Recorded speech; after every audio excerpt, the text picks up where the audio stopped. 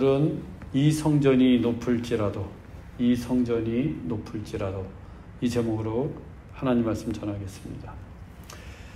7년 만에 성전 건축을 마친 솔로몬이 14일 동안 성전 봉헌식을 하나님 앞에 올려드렸습니다. 그 14일 동안 솔로몬은 이스라엘이 하나님 앞에서 어떻게 살아야 하는지 기도했고, 또한 이스라엘 백성들이 하늘의 복을 받도록 축복했습니다.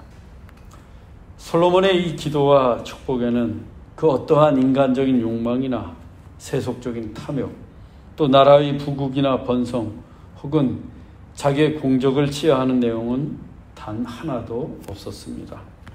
전적으로 영적인 기도와 영적인 축복이었습니다. 하나님의 임재를 갈망하고 하나님께 마음을 완전히 드려 하나님의 계명과 법도를 지키겠다는 영적인 기도와 축복이었습니다. 성전 봉헌식이 진행되는 그 14일 동안 매일 기도와 찬양과 예배가 끊이지 않았고, 새롭게 지어진 성전은 하나님의 임재로 가득했으며 하나님의 영광으로 충만했습니다. 저는 우리 교회도 우리만의 공간, 마가의 다락방이 생기면 14일 동안 매일같이 저녁 집회를 하고 싶습니다. 적어도 1년에 한 번은 2주 동안 매일 하나님을 찬양하고 매일 기도하고 매일 하나님의 음성을 들으면서 우리도 하나님의 임재와 하나님의 영광을 충만히 누리기 원합니다. 오늘 이 자리에 계신 분들은 그 집회가 시작이 되면 한 분도 빠짐없이 다 나오셔야 합니다. 여러분들이 기도와 찬양의 용사들이시기 때문입니다. 우리가 그 14일 동안 교회를 위해서, 또 가정을 위해서, 이 민족과 나라를 위해서 기도하고 축복하기를 원합니다. 14일간의 성전 봉헌식을 마친 솔로몬이 이스라엘 백성들을 축복하면서 집으로 돌려보냈습니다. 그리고 오늘의 본문이 이렇게 이어집니다. 본문 1절로 2절입니다. 솔로몬이 여호와의 성전과 왕궁 건축하기를 마치며 자기가 이루기를 원하던 모든 것을 마칠 때에 여호와께서 전에 기브온에서 나타나신 같이 다시 솔로몬에게 나타나사, 솔로몬은 자기가 이루기를 원하던 바 곧 여호와의 성전과 왕궁 건축하기를 모두 마쳤습니다. 그때 하나님께서 기브온에서 나타나셨던 것처럼 다시 솔로몬에게 나타나셨습니다. 하나님이 기브온에서 솔로몬에게 나타나신 때가 언제였습니까? 솔로몬이 1000번제를 드렸을 때입니다. 솔로몬이 기브온 산당에 있던 성막에서 1000번의 제사를 하나님께 드릴 때였어요. 그때가 솔로몬이 막 이스라엘의 왕이 되었을 때입니다. 그때 하나님께서 솔로몬에게 나타나서 지혜를 주시지 않았습니까? 하나님이 솔로몬의 1000번제를 받으시고 기뻐하셨던 겁니다. 그래서 인류 역사상 전무후무한 지혜를 주셨고, 또한 솔로몬이 구하지 않았던 부와 영화도 그에게 주셨습니다. 그때로부터 성전을 짓는데 7년, 그리고 자기 왕궁을 짓는데 13년, 도합 20년이 지난 시점입니다. 20년 만에 하나님이 성전 봉헌식을 성대하게 마친 솔로몬에게 다시 나타나셨습니다. 솔로몬이 성전 봉헌식에서 드렸던 찬양과 기도, 그리고 축복과 희생제사를 하나님께서 역시 기쁘게 받으셨던 겁니다. 하나님이 성전 봉헌식을 기쁘게 받으시고는 또다시 솔로몬에게 나타나셨습니다. 우리 인생에서 가장 큰 은혜는 나를 찾아오시는 하나님을 만나는 것입니다. 하나님을 만나지 못하는 신앙처럼 피상적인 게 없습니다. 우상을 아무리 숭배해봐야 그 우상은 그 사람을 만나주지 않습니다. 그러나 우리가 하나님을 예배하면 그 예배를 기쁘게 받으시고 우리에게 나타나십니다. 우리가 하나님을 성심을 다해 예배할 때 하나님은 우리를 찾아오십니다. 솔로몬이 1000번째 예배를 드릴 때 하나님은 그에게 나타나셨고, 또 성전 봉헌식 가운데 하나님을 예배할 때 하나님은 또다시 그를 찾아오셨습니다. 하나님이 솔로몬이 드린 예배를 기뻐하신 겁니다. 하나님은 우리가 신령과 진정으로 드리는 예배를 기뻐하십니다. 그리고 하나님을 참되게 예배하는 자를 찾아오십니다. 우리가 매주일마다 드리는 예배, 그리고 이 금요 마가이 다락방에서 하나님을 참되게 예배한다면 우리의 예배 때마다 나를 찾아오시는 하나님을 만날 수 있습니다. 그렇게 1년을 만나면 100번을 만나는 거예요. 얼마나 놀라운 은혜입니까? 하나님이 찾아오시는 예배, 하나님이 나타나시는 예배를 드릴 수만 있다면, 그래서 그 하나님을 내가 만날 수만 있다면 그보다 더 복된 예배, 더 복된 인생이 어디에 있겠습니까? 내가 변하고 싶지 않아도 100번을 1년에 하나님을 만난다면 저절로 변할 줄 믿습니다. 저는 우리의 예배가 하나님이 기뻐하시는 예배, 하나님이 나타나시는 예배가 되기를 원합니다. 하나님이 매 주일마다 우리를 만나시려고 찾아오시는 예배가 되기를 원합니다. 그래서 여러분 모두가 복받는 성도, 복된 인생이 되기를 주의 이름으로 축원합니다. 아멘. 솔로몬에게 나타나신 하나님이 이같이 말씀하셨습니다. 본문 3절입니다. 여호와께서 그에게 이르시되 내 기도와 내가 내 앞에서 간구한 바를 내가 들었은즉 나는 내가 건축한 이 성전을 거룩하게 구별하여 내 이름을 영원히 그곳에 두며 내 눈길과 내 마음이 항상 거기에 있으리니. 하나님은 먼저 솔로몬이 성전 봉헌식에서 드렸던 그의 기도와 간구를 다 들으셨다고 하십니다. 내 기도와 내가 내 앞에서 간구한 바를 내가 들었은즉. 하나님은 솔로몬의 진심이 담긴 기도와 간구에 응답하셨습니다. 솔로몬은 자신이 지은 성전이 하늘과 하늘들의 하늘들일지라도 하나님을 능히 용납하지 못하겠지만 이 성전을 처소로 삼아달라고 기도했습니다. 그리고 성전을 향하여 주의 눈이 주야로 보시기를 원한다고 간구했습니다. 그와 같은 솔로몬의 기도에 하나님이 응답하셨어요. 나는 내가 건축한 이 성전을 거룩하게 구별하여 내 이름을 영원히 그곳에 두며 내 눈길과 내 마음이 항상 거기에 있으리. 하나님은 두 가지 말씀으로 응답해 주셨어요. 첫째는 성전을 거룩하게 구별하여 내 이름을 영원히 그곳에 두겠다라고 말씀하십니다. 성전을 거룩한 하나님의 처소로 구별하시겠다는 뜻입니다. 그렇게 거룩하게 구별된 성전에 내 이름을 영원히 두겠다. 이름은 곧 존재라고 했습니다. 따라서 하나님의 존재가 영원토록 성전에 계시겠다는 뜻입니다. 즉 하나님이 그 성전에 영원토록 임재하시겠다는 말씀이었습니다. 둘째, 하나님의 눈길과 마음이 항상 성전에 있을 것이라고 응답하십니다. 성전에서 눈을 떼시지 않고 늘 성전을 돌보시겠다는 말씀입니다. 두 가지 응답 모두 솔로몬이 기도했던 그대로예요. 솔로몬이 기도한 대로 정확하게 하나님이 응답하셨습니다. 이 또한 솔로몬의 기도와 간구를 하나님이 기뻐하신 거예요. 여러분, 기도는 이렇게 하는 거예요. 하나님이 기뻐하시는 기도를 해야 합니다. 우리가 기도하면 하나님은 다 들으세요.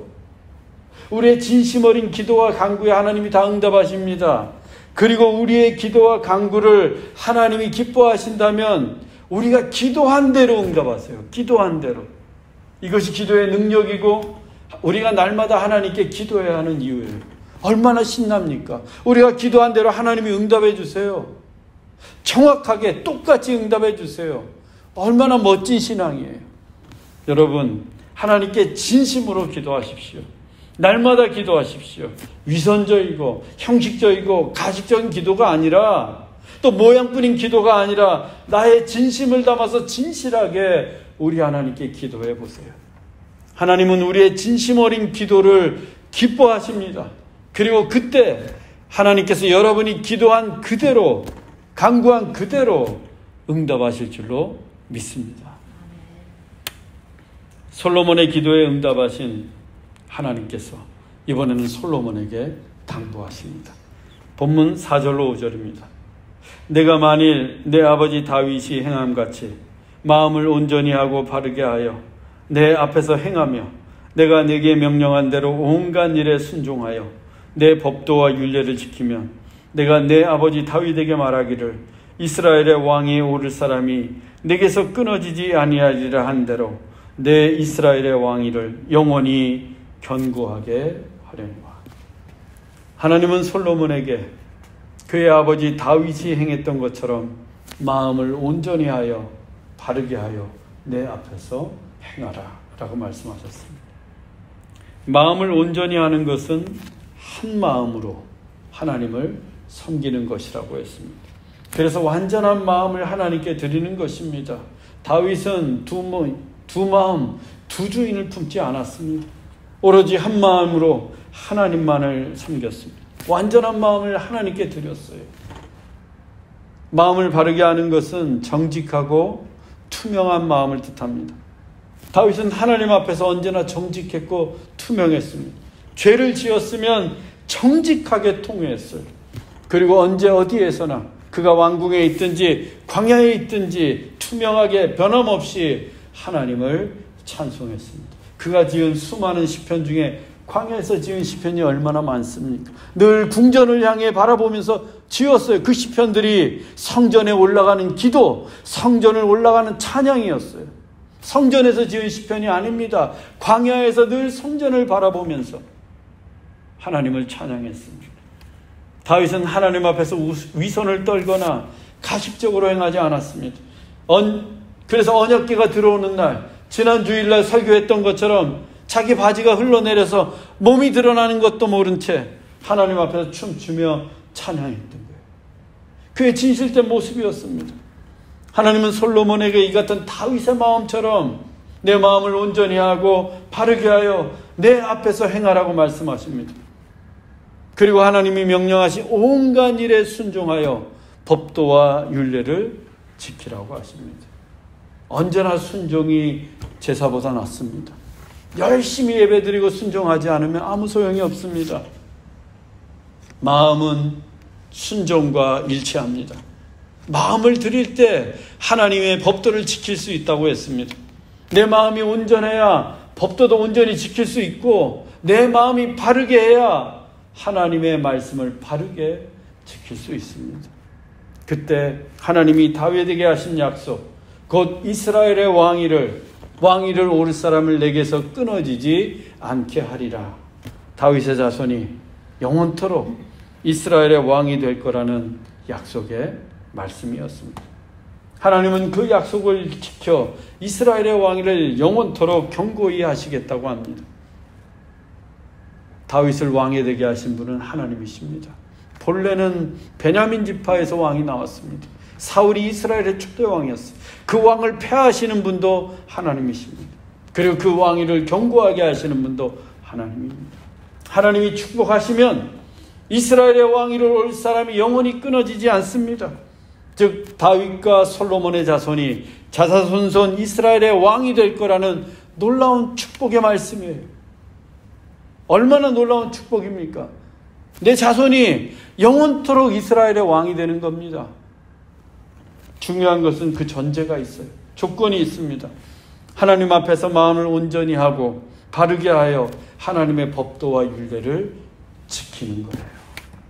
마음을 온전히 하고 바르게 하여 하나님의 말씀을 지키는 것, 이렇게만 산다면 하나님의 축복은 끊어지지 않습니다. 영원토록 그 축복의 문이 나에게 열려 있어요. 하나님의 은혜는 조건이 없어요. 무조건적인 은혜입니다. 그러나 하나님의 축복은 전제 조건이 있어요. 이렇게 살면, 그걸 지키기만 하면 하나님의 축복은 영원합니다. 우리도 마찬가지예요. 우리가 우리의 마음을 온전히 하고 바르게 하여 하나님의 말씀을 지키고 순종하며 살아야 합니다.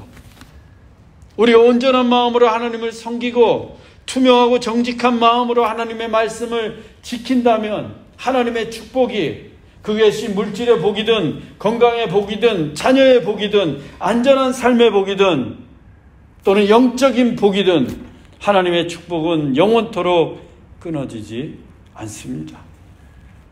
그러나 그 반대로 살면 큰일입니다. 왜? 축복이 아니라 하나님의 심판이 임하기 때문이에요. 본문 6절로 7절입니다. 만일 너희나 너희의 자손이 나를 따르지 아니하면, 나의 계명과 법도를 지키지 아니하고 다른 신을 섬겨 경배하면 내가 이스라엘을 그들에게 준 땅에서 끊어버릴 것이요, 내 이름을 위하여 내가 거룩하게 구별한 이 성전이라도 내 앞에서 던져버리리니 이스라엘은 모든 민족 가운데에서 속담거리와 이야기거리가 될 것입니다. 하나님의 축복도 있지만 하나님의 심판도 있습니다. 우리 앞에 주어지는 것은 언제나 하나님의 축복인 게 아니에요.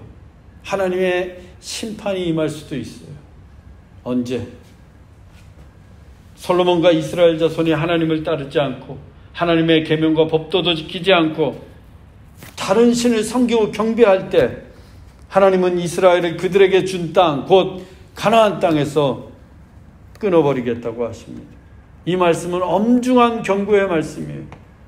하나님이 아무리 다윗과 영원한 왕위를 주시겠다고 약속하셨을지라도, 또 하나님이 아무리 솔로몬의 기도와 예배를 기쁘게 받으셨다고 할지라도 하나님을 떠나면, 하나님으로부터 돌아서면 아무 소용이 없습니다.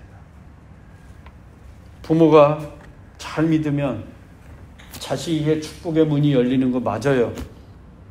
부모가 잘 믿으면 다윗에게 하셨던 축복이 솔로몬에게 이어진 것처럼, 또 솔로몬에게 하신 축복이 솔로몬 자손에게 이어지는 것처럼, 부모가 잘 믿으면 내 자식이 잘 되는 거 맞습니다. 그런데 그 자식이 하나님을 떠나면, 하나님을 따르지 않고 하나님께 불순종하면 그 축복의 문이 닫혀요.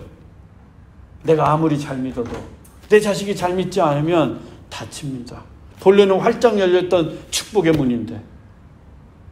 그래서 부모만 잘 믿어서는 소용이 없는 거예요. 자식도 잘 믿어야 합니다. 자식이 잘 믿을 수 있도록 부모가 지도를 잘해야 돼요.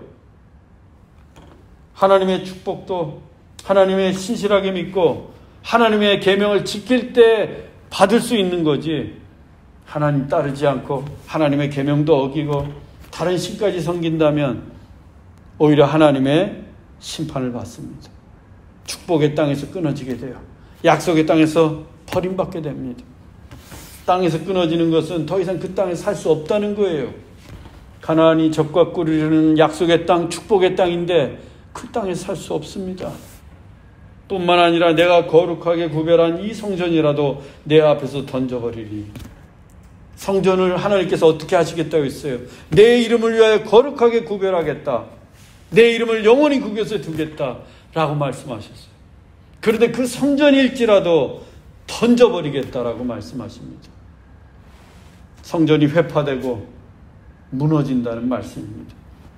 그래서 이스라엘 백성이 세상 모든 민족 가운데 속담거리가 되고 이야기거리가 될 거라고 하십니다. 속담과 이야기거리가 된다는 것은 이방인들의 조롱하는 소리를 듣게 된다는 겁니다. 이방인들이 무너진 성전을 바라보며 하나님께 버림받은 이스라엘을 비웃을 거라는 말씀입니다. 그렇게 선민이라고 의시되면서 자랑했는데 이스라엘이 하나님의 심판을 받았다며 비웃음을 사게 된다는 의미입니다. 하나님의 축복도 놀랍지만 하나님의 심판도 놀랍고 두렵기만 합니다. 예수 잘 믿어서 축복받았는데 어느 날부터인가 하나님의 심판이 임한다면 세상 사람들이 다 압니다. 지금 솔로몬이 심혈을 기울여 지은 성전이 정말 견고한 것 같고 또 그가 이룬 일들이 영원할 것 같지만 그의 자손들이 하나님을 따르지 않고 하나님의 말씀을 지키지 않고 우상을 숭배한다면 그 모든 것들은 속절없이 무너지고 부질없는 일들이 되고 맙니다. 성전이 하늘을 찌를 듯이 높아도 결과는 마찬가지입니다. 본문 8절로 9절입니다.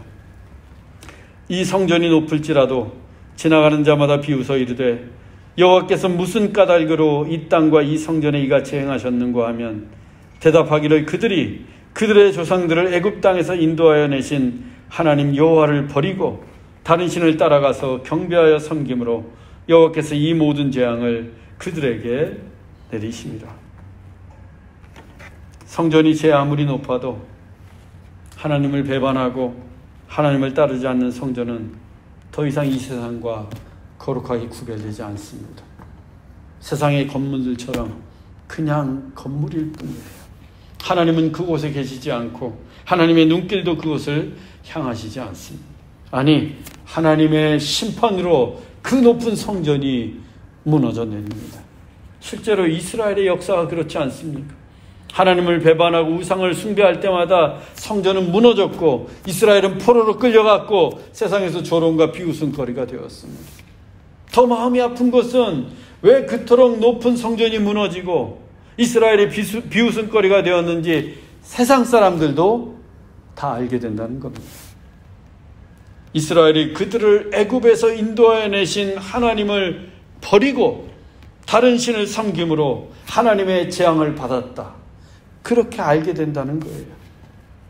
우리가 하나님의 축복을 받은 것도 세상 사람들이 알아요. 아, 예수 잘 믿어서 저렇게 잘 됐어. 축복을 받았어. 자식도 잘 되고 집안도 잘 되고 알아요.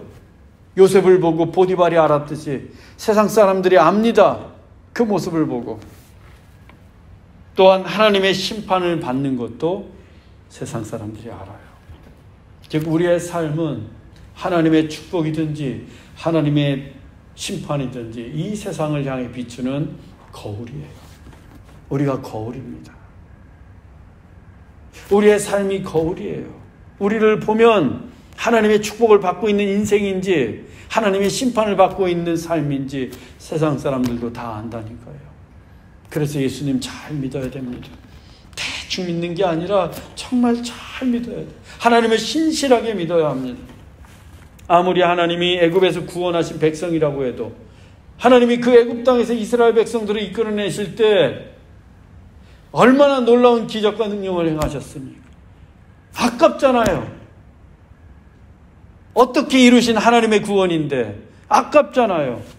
그런데도 그 백성이 하나님을 배반하면 하나님이 그들도 심판하십니다.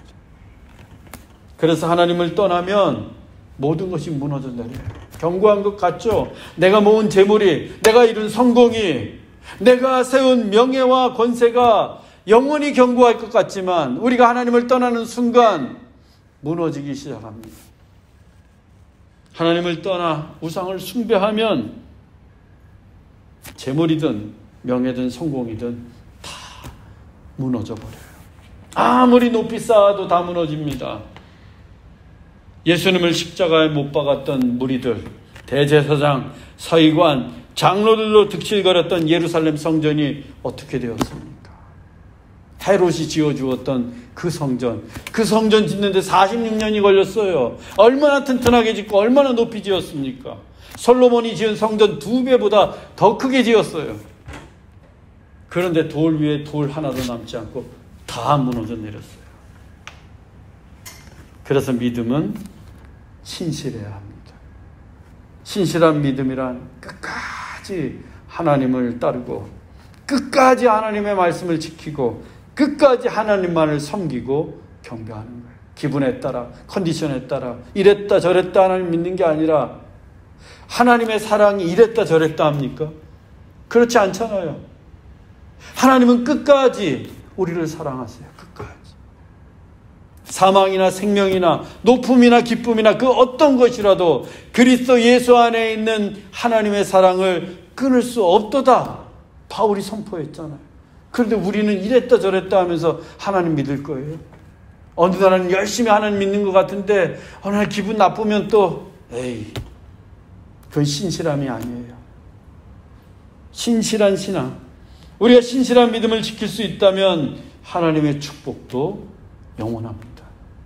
사랑하는 형제자매 여러분, 언제나 신령과 진정으로 하나님이 기뻐하시는 예배를 드리십시오. 하나님이 여러분을 찾아오실 겁니다.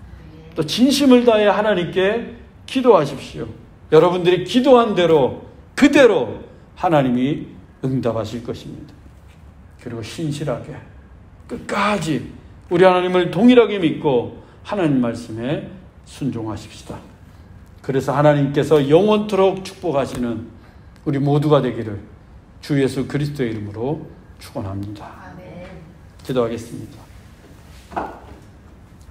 사랑의 하나님, 우리의 예배가 언제나 신령과 진리로 드리는 참된 예배가 되게 하옵소서. 우리의 기도가 언제나 진실하고 정직한 기도가 되게 하옵소서. 또한 우리의 믿음이 언제나 신실하며 끝까지 주님만을 믿게 하옵소서.